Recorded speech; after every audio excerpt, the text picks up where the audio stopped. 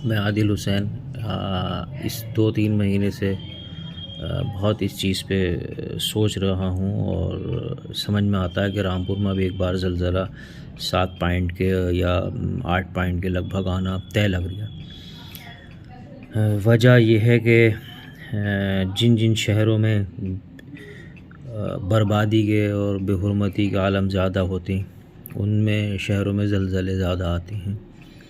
तूफ़ान तो आ नहीं सकता, तूफ़ान भी आ सकता तो उसमें तो सारे लोगों पर असर पड़ेगा।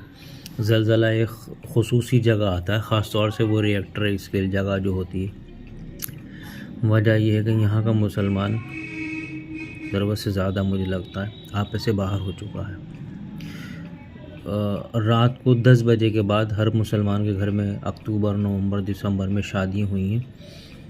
कोई मुझे तो घर लगा नहीं जिसमें डीजे और रात को रात गाने और बारातों वाले घरों में ये 3 दिन 4 दिन नाच गाने चले और हर उस पड़ोसी को परेशान करा गया है जो बीमार था, जिनके बच्चे पढ़ने वाले थे।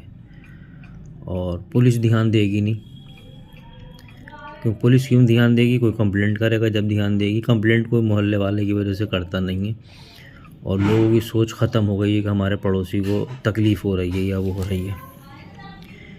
तो इसलिए नाच गाने के बगैर कोई शादी नहीं हो रही है।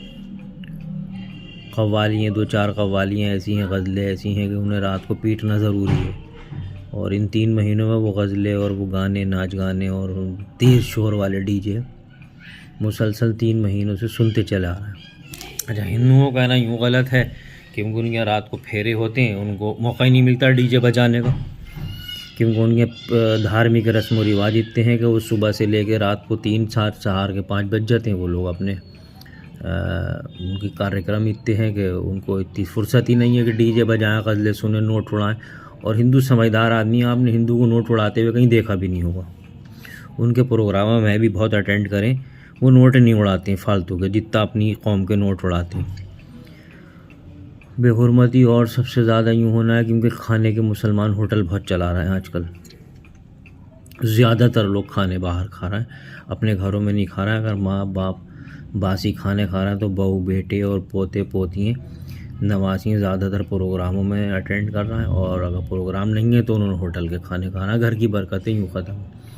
तो बेहयाई इतनी बढ़ चुकी है नाच गाने से कि दरों दीवारों से गानों की, नाचने की आवाज़ें जो आ रही हैं, तो उसके हिसाब से ज़लज़ला आना तय है। अब ज़लज़ले में कौन बचेगा? मैं मानता हूँ कि मुझ जैसा आदमी को बचना चाहिए, मैं बचूँगा, क्योंकि उन ज़लज़ले के लोगों को बचने का भी तो मौका चाहिए, उनको बचाने वाले भी तो लोग होंगे। मैं गाने बजाने में नहीं जाता हूँ और होटलों में मैं जाने से बचता हूँ, मॉलों को जाने से बचता हूँ। दूध का धुला तो नहीं हूँ, बुराइयाँ 100 मेरे अंदर भी हैं।